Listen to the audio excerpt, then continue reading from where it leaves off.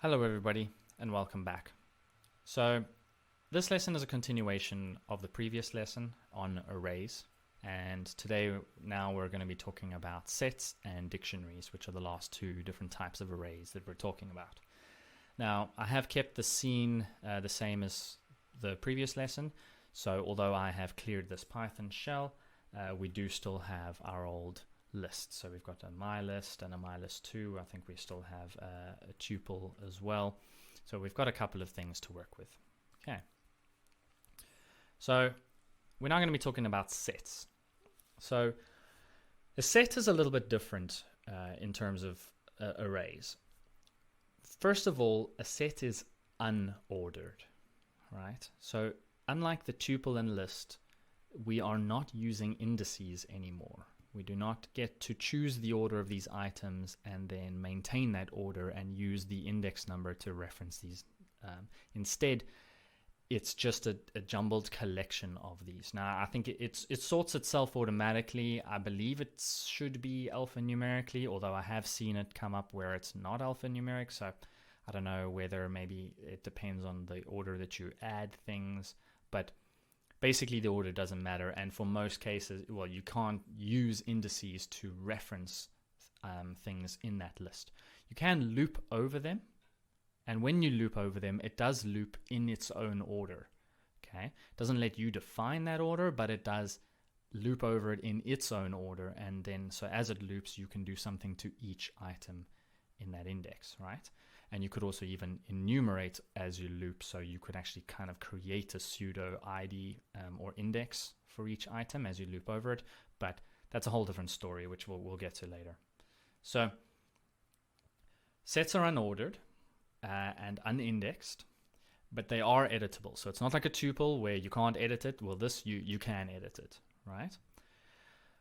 But another huge difference is the fact that duplicates are not allowed. Okay, so it will override any duplicates and kind of, compress it down. So if you had a list like we had in our previous list, or here, I mean, we've still got 1 and 1.0, 2 and 2, so we've got 2 2s and 2 1s. It will not allow this. Okay, it is going to keep only one of any value that is equal. Okay, which is both a sort of a downside, but also like the power of sets. The reason we use the set really is so that we don't have any duplicates. So if we're wanting to take our list and go, okay, well, I want to grab only the unique values from that list, well, you can convert your list to a set and then loop over that set to figure out, the set of unique values that you have. Okay. Right. So let's create a set. And then we're going to talk about all of the functions, right? So sets are defined by curly braces, exactly the same as dictionaries. So when we get to dictionaries just now, I'll show you the main difference. But a set, curly braces, but then defined exactly the same way that a normal list has been up till this point. So we can just go and give it, 4, and then 8, and then let's give it a few numbers that are duplicates. So 1 1 1. And then we'll give it foo. Okay, well, actually, before we do this, maybe let's make one of these point.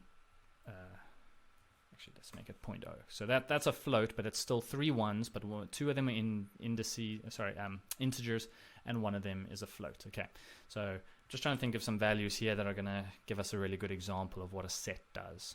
Okay, so when I hit enter now, print my set, you're going to see that what it has left us with is an 8, a 1, foo, and a 4. Okay, now like I said, this order is a little bit bizarre, like why the 8 here and the 4 at the end. I mean, 4 should come before 8. So basically, don't even try and think about the order of this, because you can't even reference it in an order anyway. But you'll see that we've lost all of our duplicate 1s. Okay.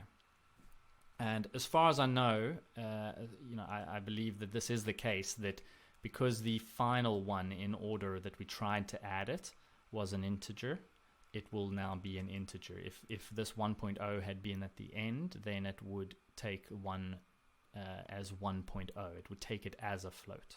Right. Okay. So we now have a set. Okay. Now, another thing that we can do though is we can convert things to a set. So we can convert lists and tuples to a set, and we can convert sets back to tuples or lists, right? So just know that you can kind of go backwards and forwards converting between lists and sets and tuples, which is very useful because sometimes, you know, for example, if we've got a tuple that we can't alter but we want to, well, we convert a tuple to a list. In this case, we want to then take a list but check for its unique values. We convert the list to a set. And in fact, if you're wanting to still be able to use indices, you can take a list, convert it to a set so that it will get rid of duplicate values, and then convert it back to a list, and then it will, you know, it'll be a list. We can use indices to grab it, but it has no duplicates. Okay, so you'll see we often do that. So let's take something like, so I'm just going to create my set equals, right? So I'm going to override this set here with a new one. So I'm going to use my list. I'm going to inherit my list, okay? But instead of just inheriting like that, if I say set, so I'm essentially converting my list to a set and then storing it as my set. And now you'll see it comes up here. So 1, 2, 3, 4. See this?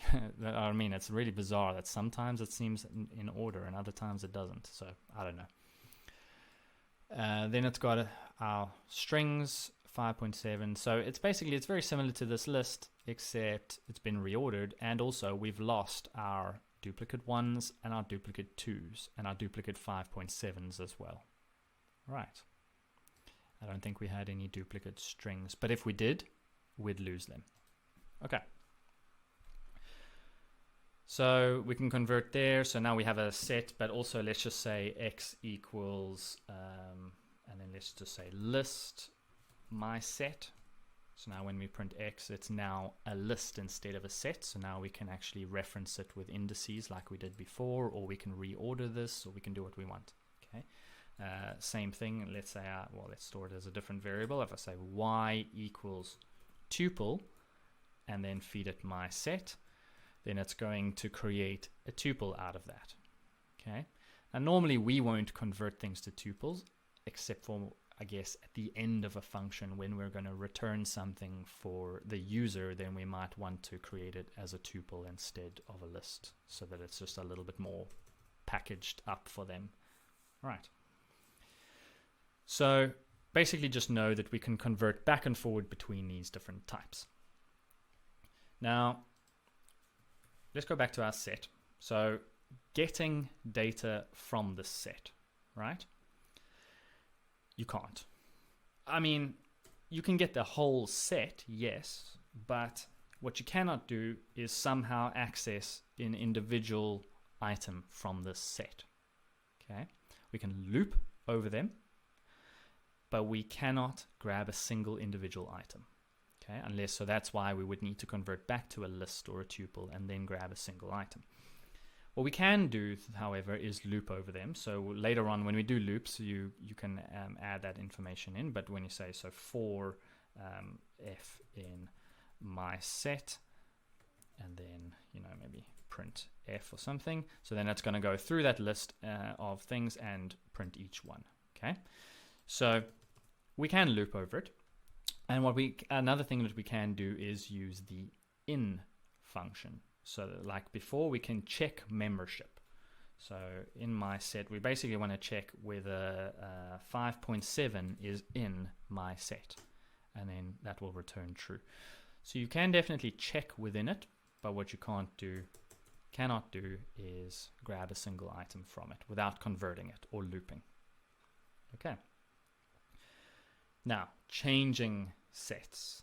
Sets are not immutable like tuples, so they can be changed. They can be like a list, they can be changed. But because we're not working with indices, sets are a bit strange to change. The way we work with changing sets is essentially combining other sets or lists and tuples, but in different ways. Okay, so you'll recognize this with any sort of Boolean functions or geometry where you'll see similar, your union, difference, intersection, those type of functions is what we're applying to this list. So this is essentially the Boolean operation kind of equivalent for arrays in Python. Okay, so let's start with a basic one. So if we say my set, and you'll see here when I hit dot, there's a lot more functions in this list than we found in our tuple. Now we're not going to go through every single one of these. Well, actually we may. Most of these are pretty useful, so it would be kind of worth going through. So we'll say my set.union. Okay, so now union is essentially here it's returning the union of two different sets that we feed it. Okay, so it's basically adding two together.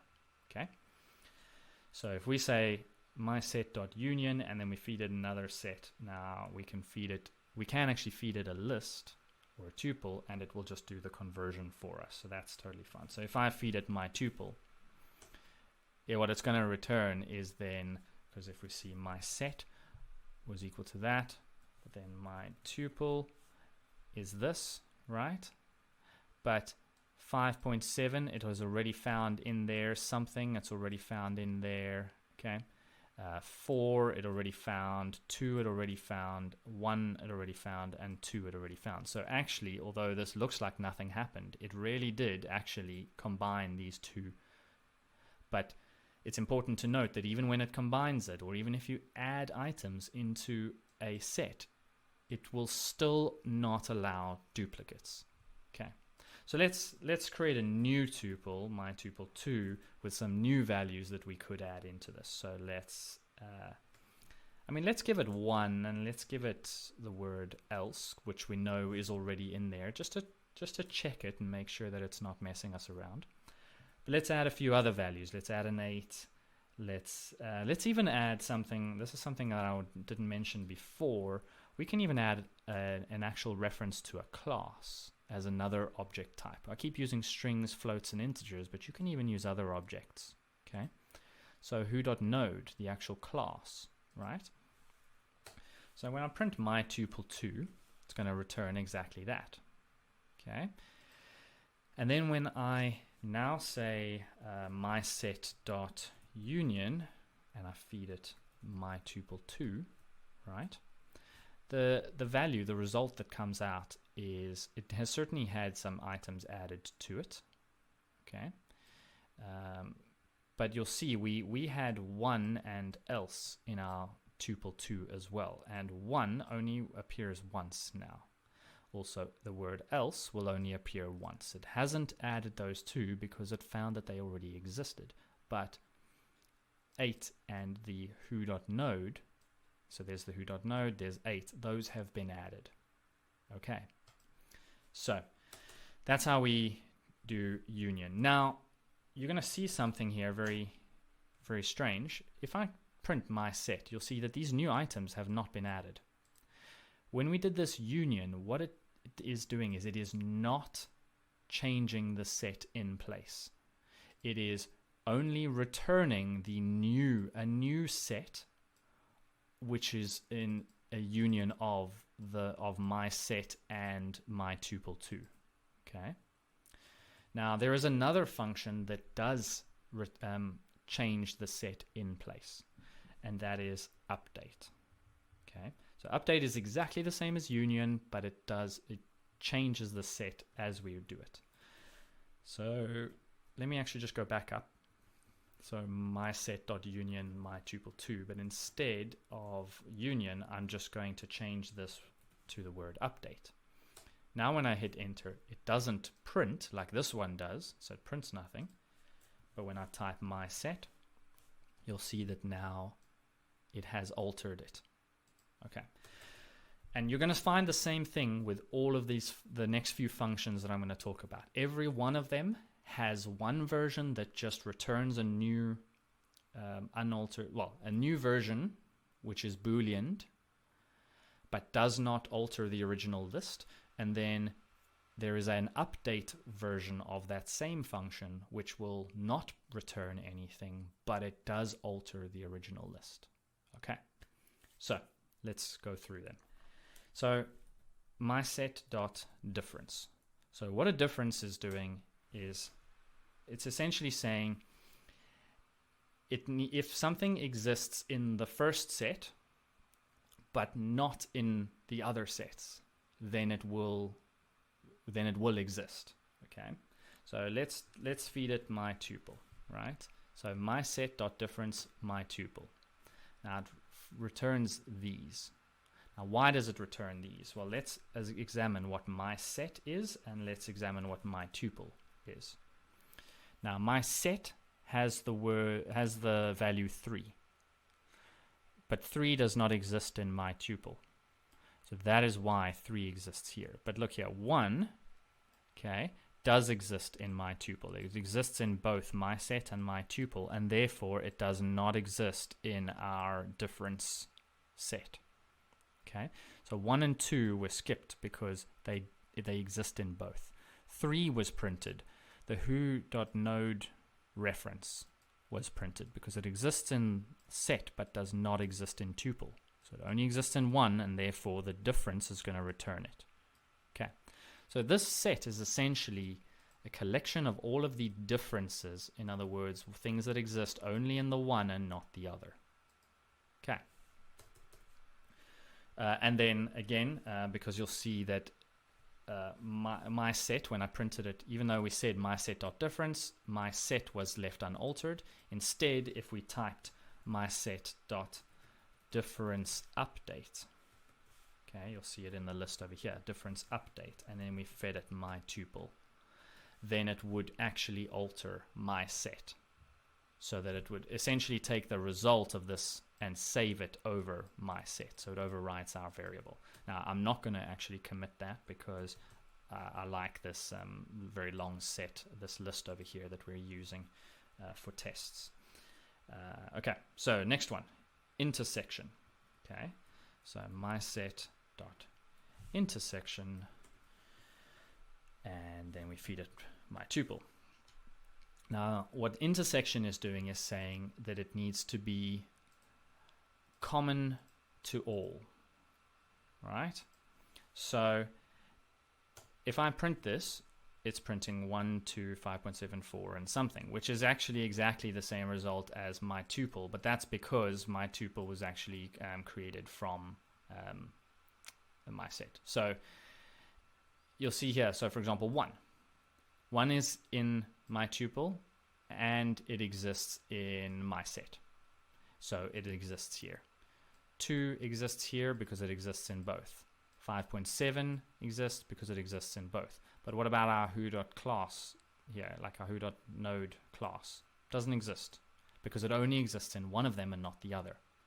The word something exists in both, so it appears here. So this is basically where these two intersect. Okay, if it's in both lists, then it will be in this new list. And again, there's a my set.intersection, but there is also an intersection update node, and this will then change it in place. Okay. All right. So moving on from that, the next and last one that we have to work with is symmetric difference. All right. Now, symmetric differences, basically, if we say my set dot symmetric difference, and I feed it my tuple, and let's see the result. Now, what a symmetric difference is that it must be in exactly one of the sets. Okay, so if it exists in my tuple and not in set, then it will be in this list. If it exists in set and not in my tuple, then it will be in this list. Okay, whereas with a normal difference, it's only what is in the first list that is not in the second list. Okay, so it's very similar, except that it does it both ways. If with difference, if something doesn't exist in the first set, It will never be in the new set. Okay. With symmetric difference, it will. It's essentially combining both of these sets and saying anything that exists in one set and not the other will now be printed in this new list. Okay. So I know that's quite a lot to take in. You won't use this all that often, so I wouldn't really bother committing this massively to memory. You can always Google it or just come back to this episode if you ever come across the need for this. You will use sets, they are very useful, but I wouldn't say that you use it so often that you need to very much like memorize exactly what I just said. But having explained it, hopefully when you do come across it and need to use it, you'll be able to decipher it very quickly, because it does. You'll see here with these, if you hit dot, it's got a list of the functions. And when you go to difference, it explains what it does. So it's quite intuitive, but having explained it at least once, hopefully that will help you understand it when you eventually do need to apply it. Because you will use these, but rarely enough that it's chances are by the time you need to apply this, you might have actually forgotten this. But you can always come back to this lesson and refresh yourself. Okay. So something else that we want to do with sets is, of course, just add to them. And instead of append, because append implies that there's an order. In other words, we're adding to the end of the list. But it makes sense that append is not a word that sets know, because sets do not have an order. So they just, you can't append to the end of something that has no order, right? It's like adding to the end of a circle. Okay, there is no end to a circle, so you can't add to it. But you can add, which is essentially just adding to this collection, which is kind of an infinite collection that is unordered. So we say mySet.add, and then we can just add whatever we want, right? So mySet, and you'll see that 6 is somewhere in the list. If we try and add something that already exists, like 3, for example, it'll let us. But when we type mySet, you'll see that nothing has been added because 3 already was there, and a set will not allow duplicates. Okay. Removing items. Okay. So we can use the mySet.remove function. Now this is really easy. What we do is we feed it a value, and it's going to find it somewhere in that list and get rid of it. But if it doesn't find something, it's going to raise an error. Okay. As I said before, we are going to do a lesson on errors and how to kind of work with them. So sometimes you want an error because you want to try something, and if it errors in a certain way, then you use an if statement, like basically do something else. So you're going to build code that way. And in fact, Python particularly is generally meant to be coded that way, where you're supposed to try things, and then if they fail, then you have a whole list of exceptions where you do other things based on that failure. Okay. Other coding languages work a little bit differently, but Python is designed that way. Now, so this one lets you, it actually returns an error, but we will come across, I'll show you one just now, where it removes that error for us. So it's just a safe way of removing things. So remove, let's say we say remove 6. So let's get rid of that 6 that we added before. Okay. So if I say mySet, now you'll see that 6 has been removed. But if I say mySet.remove 6 now, then it's going to give a key error saying that, hey, there is no such thing as 6 in this list. So, what are you talking about? Okay. Now, instead of doing that, we could say mySet.discard. Okay. Now, discard is the one that if an element, see here, if the element is not a member, do nothing. Okay. So it just doesn't do anything if we tell it to remove something that already doesn't exist. Okay. We can just tell it as many times as we want, hey, just discard 6. And it's going to keep just doing nothing, but leaving the list unaltered. Okay. But then obviously if it does find something, so discard 4, then it will get rid of it if it can. Okay. Then something else we can do is clear a list. Okay. So let's say mySet.clear, okay, And if I enter this, it's going to empty the entire list. Okay. Now, don't really want to do this. Let me just create a new list because I keep wanting to use this one as an example, so I don't really want to clear it. But let me say my set 2, and then what we can do is just do my set, but we'll convert this to, well, actually, yeah, we'll just do a union. We'll just do union between itself and maybe itself. Okay, so in other words, an overlap between these two, which will just be every item. Okay, so I mean, there's many ways we can kind of copy that. We can't do that slicing thing that we did with lists, because obviously those require an index, but sets do not have indices.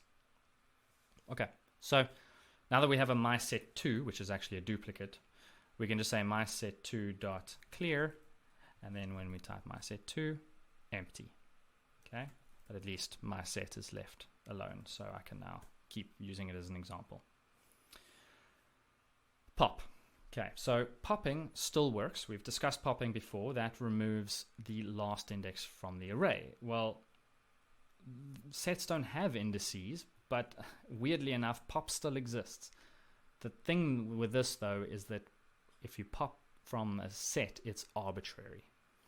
So you can pop an item and it removes a random item. It's exactly the same as normal pop, so it will return that item and it alters the set in place. So now you see we've lost our 1 because it returned a 1. Okay, and we can keep doing that, and just slowly but surely it's just going to pop these items. Okay, now it seems to be popping them in order. So 1, 2, 3. So the next one will probably be our who.node class. Okay, but just remember that this order is arbitrary, so anything that it pops is going to be arbitrary, and you can't guarantee the order of that. Okay. So then there's a few other functions with sets, just a handful before we move on to dictionaries. So basically, there's a quite a useful one. If we say mySet.is disjoint. Okay.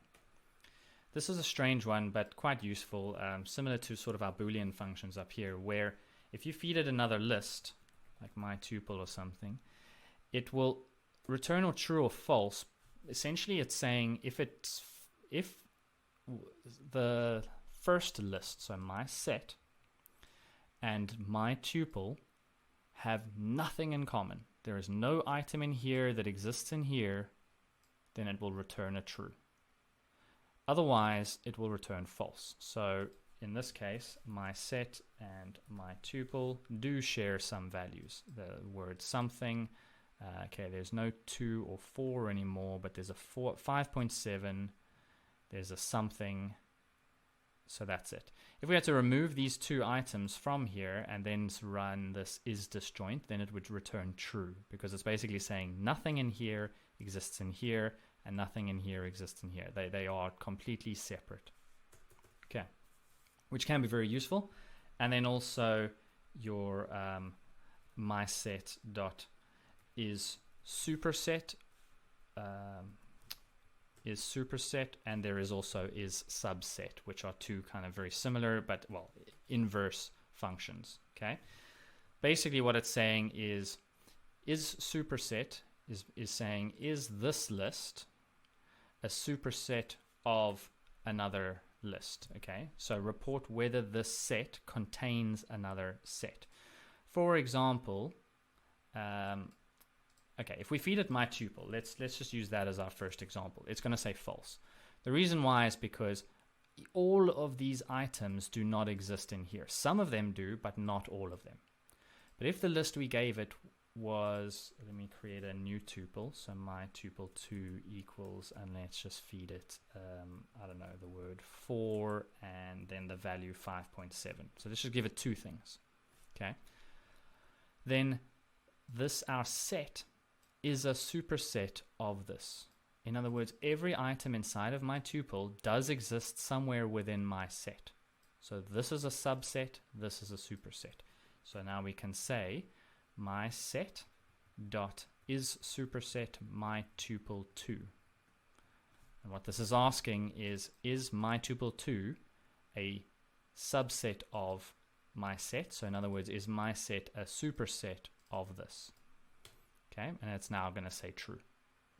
And then the inverse is true as well. So if we say my set dot is subset, what that is asking is the list we give it here, is this entire set included in the set that we feed over here? So if I feed it my tuple, it's going to say false because obviously there are items in here that are missing from here. And so this is not a subset of my tuple. Okay. So also a little bit of an outside case. You're not going to always use it, but it's good to know that it is there in case you ever need to compare two lists and say, well, does this one include every item of that one, but not the other way around, or whatever you need to check. Okay. And because it's returning these booleans true or false, you could then use that for your if statements. Okay, now let's talk about dictionaries. So dictionaries are a very, very powerful type of array. They also use curly braces to define them. So you'll see when we create a dictionary now, we're going to use curly braces. But they have something that the other arrays do not. They have a key value pairing. So essentially what we're doing is we're tagging every value that we give it with some kind of name or label, right? Now, you would use this when the list of items that you have are not just arbitrary, but actually they have a particular kind of function or a particular tag that you want to be aware of. The example I used before is if you would, maybe properties of a human or an item, maybe, I don't know, a car. Let's take a car. So you would have, color, which I'm South African and I'm in the UK. This is how we spell color. So I know some people out there that you're Americans. I think you guys spell it this way. But this is how I was brought up spelling it. So I'm going to spell it this way if you don't mind. And you guys can spell it however you want. But actually on that topic, it's actually really good to talk about this. Because most coding is designed by American companies or is, I don't know, somewhere along the lines they've decided that this is how color is spelt. And so if you're ever trying to run a color function, particularly in Houdini, I know that the color function is always COLOR. They don't put the U like we do. So I've had to slowly but surely let go of the way that I normally spell it and actually spell it the American way because, otherwise it doesn't exist. You can type it this way and it says this is not a function. The amount of errors that I've had in code because I've spelt the word color wrong is insane. Anyway, I'm going to spell it wrong here just for fun. So we're going to say color and our color will be red. And then maybe the year of the car would be 2019. Okay. So if I type my dict, so my dictionary, it's going to return that. Okay. So you'll see here the syntax for typing this is the key is always a string. Okay, because it's a tag, it's a label. It is always text. Right? You can't just feed it any arbitrary item. These items can be anything. So here it's a string, here it's an integer. Doesn't matter what this is, but the key is always a string. And then it's a colon, which separates the key from the value, and then commas separate separate items. Okay. Now, dictionaries are unordered in the same way that lists are unordered, right? So the ordering of it is arbitrary. Sets, not lists. Sorry, lists are ordered, sets are not, and dictionaries are not. Okay, that's so the curly braces. All of them that have curly braces, they don't care about order. Now with sets, it obviously is a bit. These are just arbitrary values. With dictionaries, it becomes a little bit easier because even though you don't have an order, you have a tag, you have a key that references that is linked to every value. And so it's easier to actually gain access to this value if you know what key you're looking for. Okay. So dictionaries are unordered, they are unindexed, so you can't reference an index number, but I'll show you how we do access data from them just now. They are editable, so still so far it's only tuples that are immutable, the rest you can change them as you go. And no duplicates are allowed, the same as with sets. Okay, so if you create a duplicate, it's going to overwrite the duplicate. But what we're talking about here is keys, right? So the duplicate of keys. So if I try to create another item in this dictionary called color, but give it maybe green, it's now going to override the value of red. It's going to make that green. Okay. So it will always take the value from the new version that you try and override it with. That's why you cannot have duplicates, because you can't have color red and color green. Because when you ask this dictionary, well, what is the color? It doesn't know which one of those two to return. So no duplicates are allowed. Okay. So let's talk about functions and working with dictionaries. So how to create a dictionary, first of all. So here what we did, this is one of the methods of creating a dictionary. So just feeding it an initial list of key and value pairs. And you can list as many as you want here, okay? Also note that these items, not the keys must be strings, but the values can be anything, okay? Including other arrays. You could have a set in here, or you could have a tuple in here, or you could have whatever. So instead of color being red, maybe you'd actually want an RGB value, okay? So then, you could store that, so we can actually go back here, and instead of saying red, it would be a tuple, which would have an RGB value, so it would be 1, and then 0, and 0 would be pure red, okay? Now when I say my dict, then it returns that. So now color is an actual RGB value, and then year is that. So this is a tuple as an item, and then this is a single integer. Okay. So another way that you can do it though is just there is a dict function. Okay. So there are other things you can do with this dict function.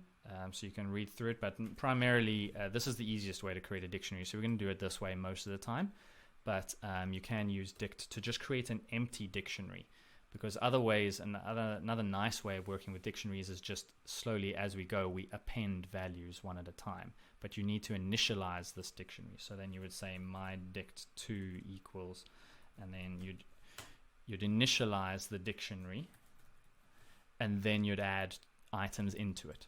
Okay, so that is one way of doing it. And then something else you can do, so I'm going to use my dict2 as well. My dictionary 2 equals, and then you'd say my dict2 dot from keys. Okay, so now once we actually have a dictionary that is initialized to nothing, there's a from keys function, which is that you can then feed it a list of items, okay, and it will actually populate that dictionary where all of those items are the keys. Oh, sorry, I've been saying to you guys that the keys have to be strings. Sorry, they don't have to be strings, but they are the key. So there can't be any duplicates of those, where they can be duplicates of these values. So normally you want to use a string as a key. Sorry, I shouldn't have said that you can't use non-strings as keys, but you shouldn't. I mean, really, more often than not, you're wanting to reference the value that's attached to some kind of, string like this. Okay. So you can say from keys, and then what it's going to do is populate where all the keys are going to be created from that list, but then the default value will come from either, so here it's none, or if we had to do this and feed it an actual value, so maybe we say something like 2, then all of the key values, like the key is going to be from this list and the value is going to be 2. So 1, 2, 2, 2, 3, 2, every single one of them, its key is something from that list and its value is 2, right? So it's kind of setting a default value.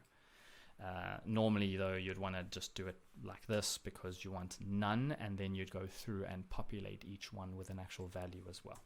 Okay, so there's a few ways that we can create dictionaries. Now, getting data from a dictionary. Okay, now this is where dictionaries are really, really powerful, because if you've gone and correctly created keys that are, you know, usable, understandable, and legible, not like this where 1 is a key, but like here with color or year, it's now very intuitive to go to my dictionary and ask it, well, what is the color? Okay, and then it returns the color.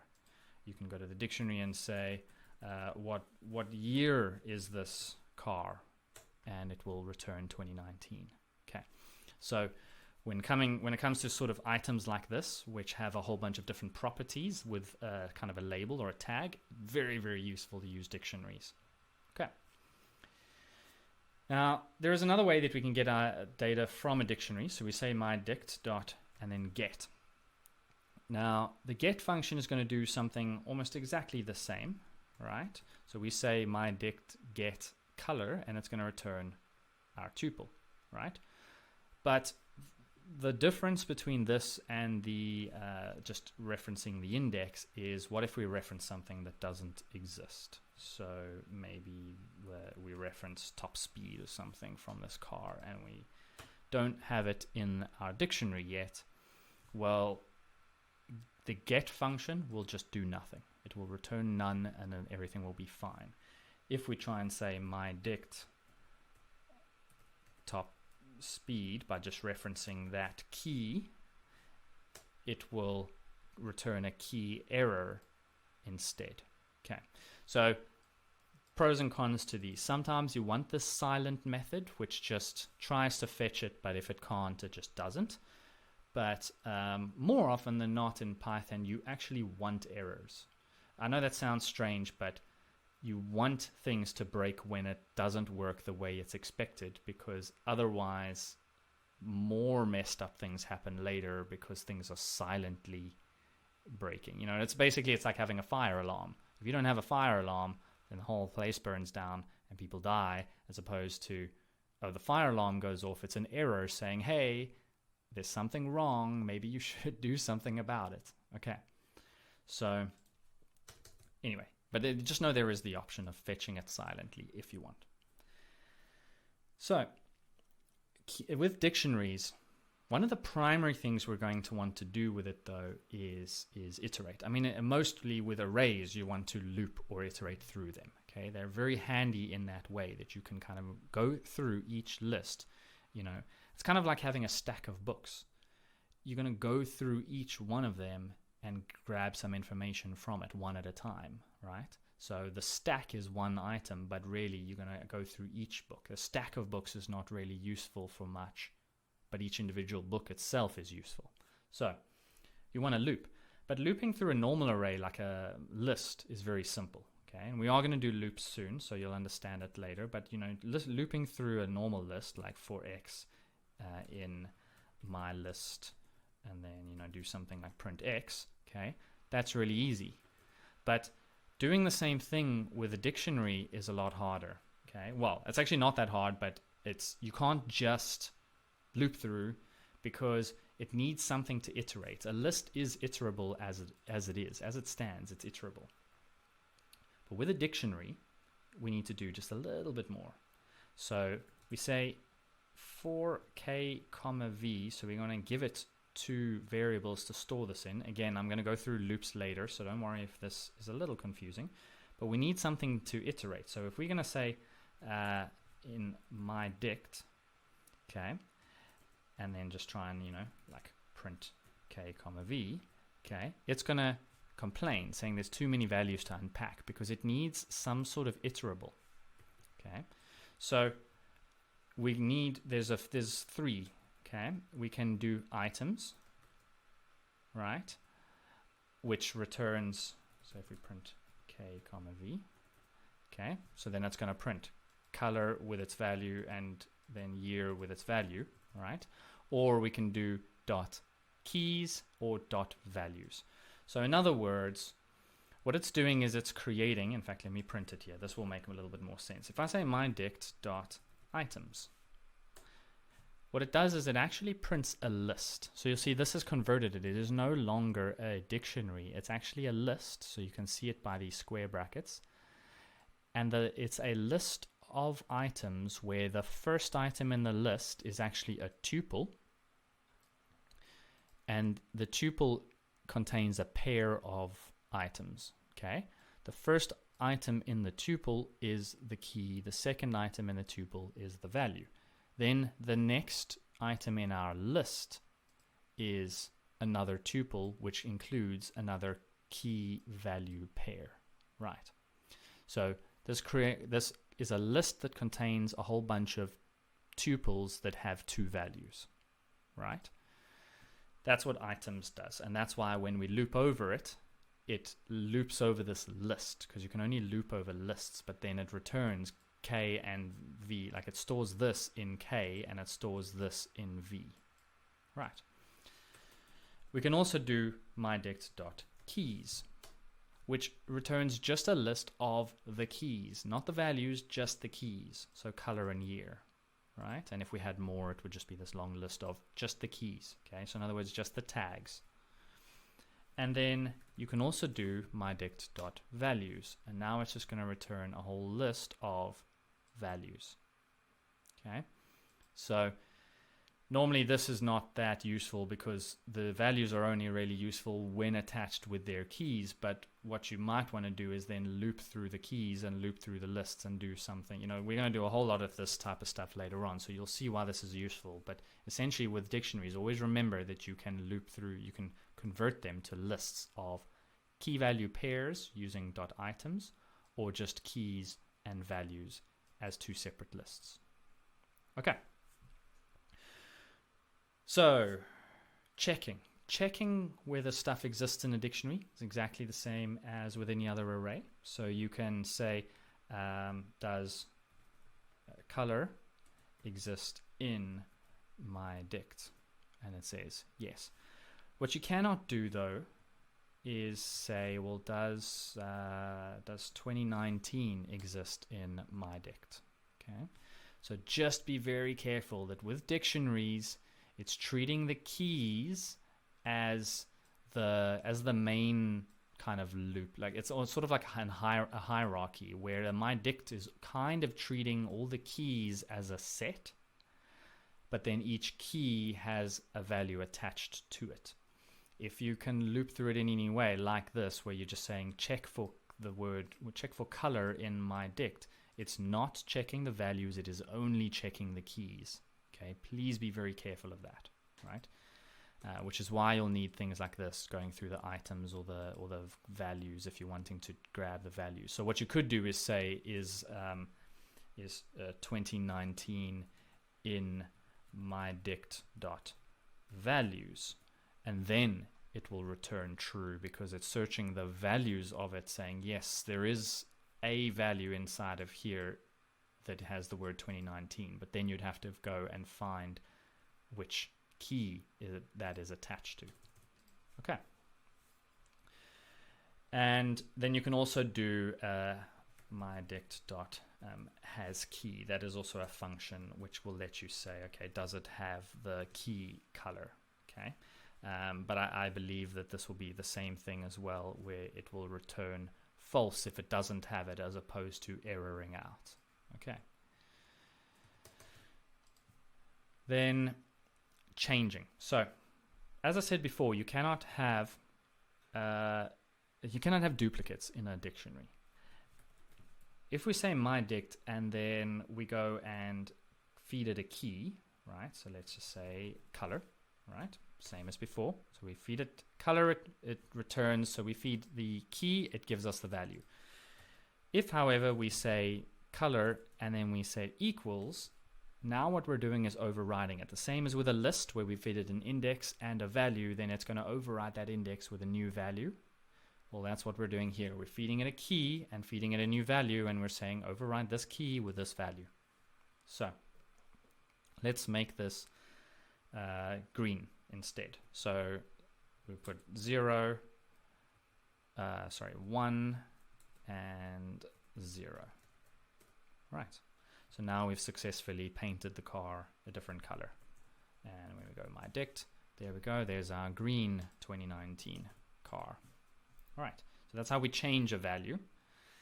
And we can add values too. Now we can add values in exactly the same way, because this, like, you know, we basically, because there's no indexing, the index does not have to already exist. So we can go and feed it something like, maybe we should give it now a top speed. Okay.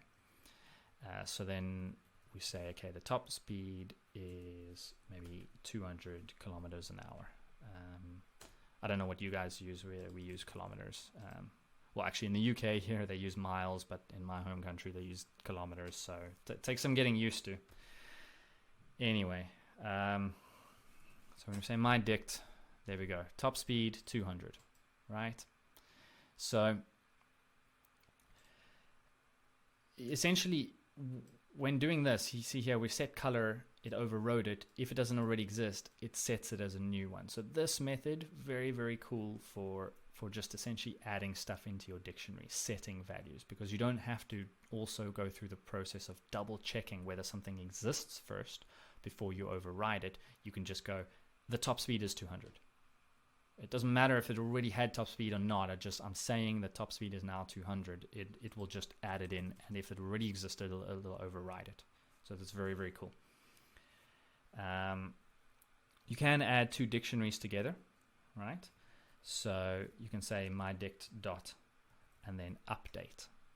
So update lets you then feed it a whole new dictionary, and it will then add those two together.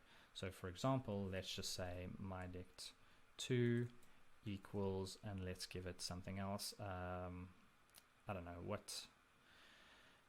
what other things can cars have? Okay, well, let's just say the number of wheels is 4, okay? Because maybe this is also part of a factory that sells motorbikes or something like that. Okay, so my dict 2 wheels.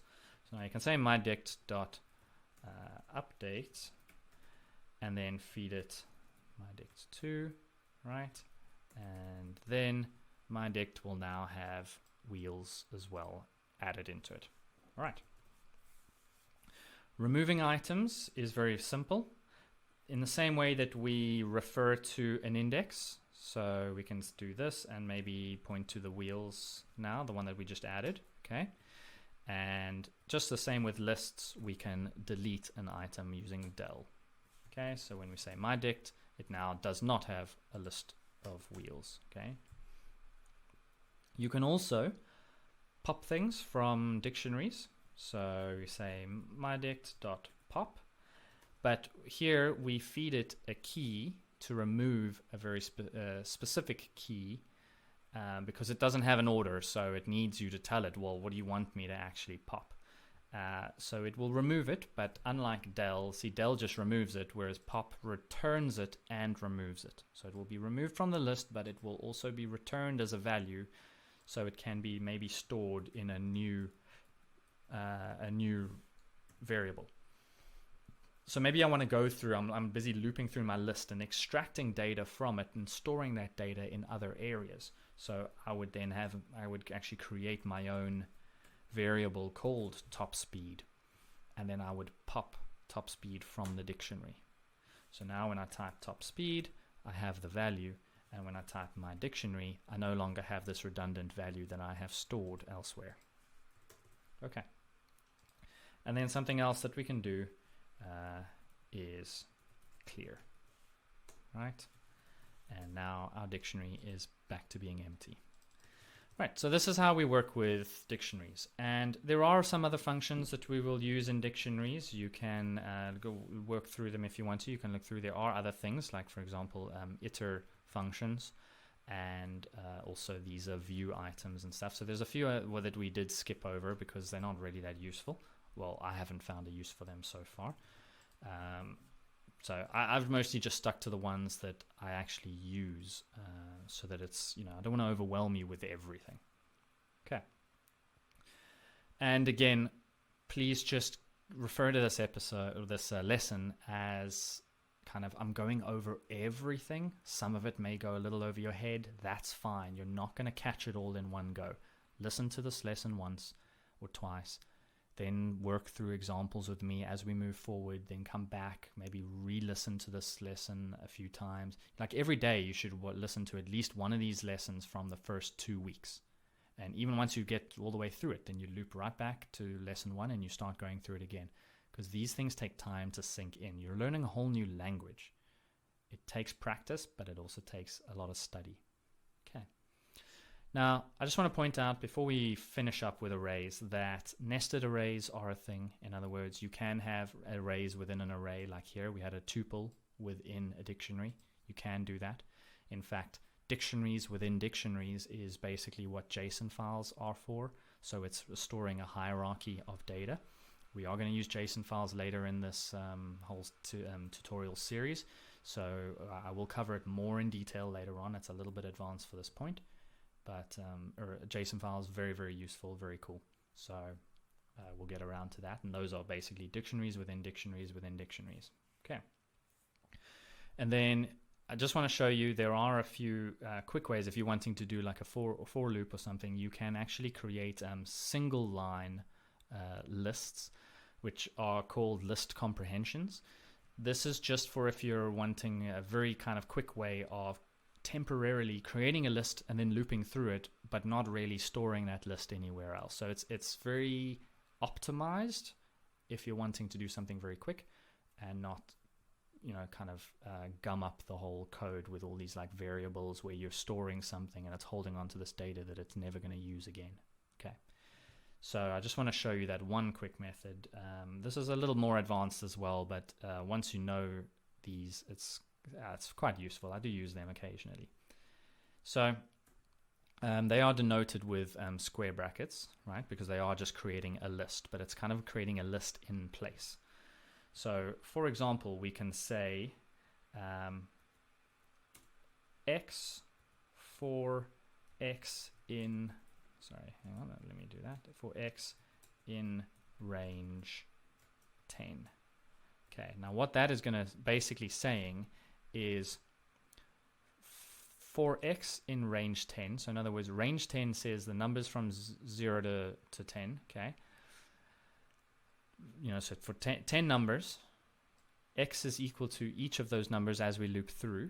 For each one of those, return the value of x into this list comprehension. So when we hit enter, it essentially creates a list for us, 0, 1, 2, 3, all the way up to 9. Okay. So it's just kind of a way of using, it's like a for loop in a single line that builds a list for us. Okay.